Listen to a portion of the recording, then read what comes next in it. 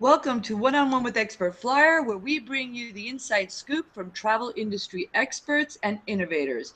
I'm your host, Lisa Caslin, and today we're talking travel tech with author and expert Dave Dean. Welcome, Dave. Hi there, how's it going? Good, good, good. I know that you're normally in Australia, but you are now a little bit closer to us in the United States. You're in Portugal, right? I am indeed for another couple of weeks. Good, good for you. So, before we get into the meat and potatoes of our technology discussion, I wanted to just take a minute and talk about your interesting transition from being a corporate slave to now a world wanderer. How did that come about? It was something that probably was brewing for years, and it was almost waiting for the technology to catch up in some ways. I worked in IT for a long, for my entire career, but I was always a traveller at heart, and I'd sort of travel and then work for for a couple of years and travel for a few months, and round it would go. But I didn't quite know how to make money out of the travel part. Hmm. But as internet's improved and as online businesses become a reality in the last few years, I'm just like, I think I can do this. And so about 4 years ago, I finished my last contract in corporate life and said, thanks, but no more, and got on a plane to Thailand, and that was the end of Yeah, that. So, good been for traveling ever you. since. Awesome. So now you regularly contribute to About.com and other sort of travel related. I know Nomadic Mike is one of the folks that you write for as well. Nomadic Matt, yeah, that's right. I co-founded the travel technology site about 3 years ago, which has grown, to be honest, grown larger than I ever thought it would. I write for About.com and I freelance for a bunch of other publications, almost always talking about travel technology stuff. And you wrote a book called Hammocks and Hard Drives too, right? I did. That was aimed at digital nomads like me, people that want to work from the road, Uh-huh. and it's basically a technology guide for them. So if you want to do this, but technology isn't your strong suit, then it kind of tells you what you need to know and what you need to care about. Oh, cool. All right. So let's talk about trends. What's happening now? What's hot in travel technology? What's going to make my life better on the road? Well, there's a bunch of things. I mean, to be honest, wearables is what everyone's talking about. Yeah. The Apple Watch is obviously a big example of that, but there's all kinds of other watches and wearable things. I'm not super excited about where it's at right now. Battery life tends to be a major problem. The need for connectivity, especially cellular connectivity, which isn't great when you're overseas. Things like that. But like any of these technologies, what's mediocre now will be amazing in a year or two. So watch this space. That's going to make a big difference. Yeah, yeah, yeah. And video streaming, real-time video streaming. There's a lot of people climbing on board things like Periscope and Meerkat, which are Yeah, just apps for streaming what you're doing right now. yeah. I expect to see travel media, especially, getting all over that in the next few months. But other than that, it's just the same old things it's been for a long time.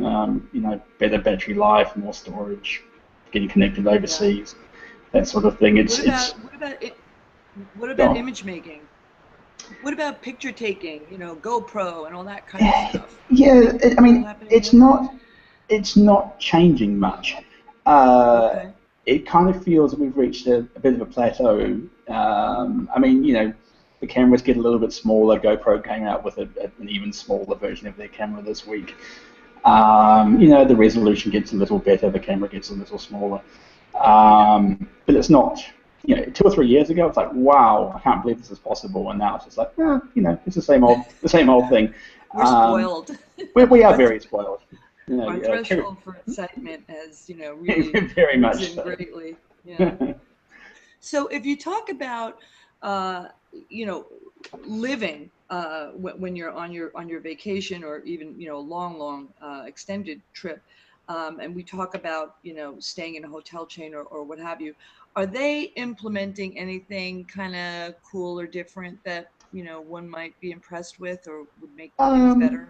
yeah, they are sort of. Hmm. Um, I mean, going back to that wearables thing, you know, some of the like the Starwood hotels, you can use your phone or your Apple Watch to unlock your door, your hotel door. You can check in sort of, you know, in the taxi on the way to your hotel, so that you can basically bypass the traditional check-in and check-out process. Things like that. I mean, you know, and that's great if you're staying in hotels regularly, if you're a business traveler especially. Those sort of things would be a big time saver. But yeah, in terms of hotels themselves, I'm not seeing anything hugely innovative. I mean, there's a little bit of kind of a few things happening with sort of on-demand video and so on, but it's not anything that you get super excited about. Right. Okay. So I know that you're sort of a big believer in, the simple things really kind of make life so much more, easy to deal with. And it could be as simple as, battery chargers and adapters, right? So, are there any that you prefer, any that you'd recommend, anything that's, better? And what's the reason why it's better? Yeah, I mean, it's a funny thing. I live and breathe technology for travel. I write about it, I use it all the time, and yet there really is the simple little things that make the biggest difference to people when they're traveling. I mean, as an example, I have a little a four-way USB adapter that plugs into the wall. You know, I think it costs about $25. And it comes with a bunch of adapters, like with socket adapters. You just plug one in, take one out, plug it in if you're going to a different country. And it makes such a difference because I can charge my tablet and my phone and my GoPro and my whatever else from one wall socket. And when you're in a hotel room that maybe has, one accessible socket halfway up a wall, something like that turns a really painful process into something simple. And like I say, it's like $25. A spare battery costs about the same, and it just turns your travel day, where you're spending half the time worried about your phone going flat before you get to the hotel, that worry disappears. A power strip, similar idea to the USB, but for charging, like laptops and other just normal wall socket devices. A little travel size power strip, and you only need one plug adapter. You convert the power strip, you plug everything into that, and you charge everything from it. It's really simple things, and they all cost so little, but and take up very little space, but they really make a big difference day to day on the road. It doesn't have to be sexy to be useful and good. Right? It really doesn't. It's funny, you get these things that cost hundreds and hundreds of dollars, but they don't make as big a difference as that $20 accessory you buy before you go. All right. So speaking of things that aren't expensive but are sort of life-changing, Expert Flyer just did a survey. I think they talked to more than 1,000 travelers, and they asked them to name their top can't live without travel apps. And no big surprise, TripAdvisor was number one, followed by you name it, airline app, as well as Google Maps. So I want to know, who's your favorite? What travel apps do you like the best? I use TripIt, and I have done for years and years. Basically, an app that it manages your itinerary for you. So you can just forward your confirmation emails from, say, your flight or your hotel or Airbnb or your train or whatever it is to an email address, and it basically adds it to this app, converts it into a nice little itinerary, downloads to your phone, and you've then got where you're going and how you're getting there and where you're staying and everything else all in this little app, and it all works offline as well. So even if you go overseas, you don't have data, you can just you can show it to the person at the check-in desk or whatever, and it's got all confirmation numbers you need. Absolute lifesaver so many times. Google Translate, I use that a lot. The Android version especially, which is what I use, you can download an offline language pack. So again, you don't need data for it. You can take a photo of a menu, and it will translate it, right there on the screen for you, so you know where you're about to order. Street signs, or you can put in basic phrases and words, and it will translate them for you if you're really stuck.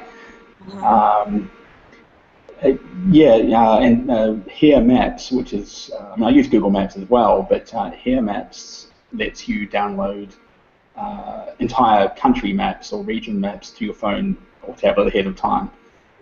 So you turn up somewhere new, and you don't have data, you don't have a SIM card, you can find your way to the hotel without needing to worry about it. Again, I've used that a lot, and it really saves me pretty regularly. That's very handy. All right, so before we let you go, what do you think are going to be the most important advances that we see in the next, let's say, 3 to 5 years in travel technology? Well, I would say, and we're actually starting to see this already, and there was another announcement about it this week from T-Mobile, but roaming charges, which everybody hates. Yeah. The smaller carriers are certainly getting the message that it's a point of difference for them if they can reduce or abolish those, and you can just use your phone overseas. It's happening in Europe already, in the EU. Next 2 years from now, there will be no more roaming charges if you have an EU phone or an EU SIM card. Like I say, T-Mobile in the US is doing it already to a certain extent. I expect to see a lot more of that. I would hope that within 5 years, roaming charges will almost be a thing of the past. Fingers crossed. Real-time speech translation. We're seeing a little bit already with Microsoft's Skype translator. Two people can talk, and it will do a real-time sort of robotic voice translation in the background. So they're speaking Spanish. If you don't speak Spanish, it will translate it for you into English and vice versa. Very cool. It's still a little bit. It's definitely a version 1 product, but again, what's mediocre now will be great in a year or two. Yeah. And I would say free public Wi-Fi. We're seeing a lot of it already. It's only going to get more and more prevalent and faster as well. Yeah. Cool. All right. Well, listen, this was wonderful. Great education. We'd love to have you back again and see where in the world you are, Dave. Thank you very much. Great to talk. All right. Talk to you again. Bye-bye. Bye now.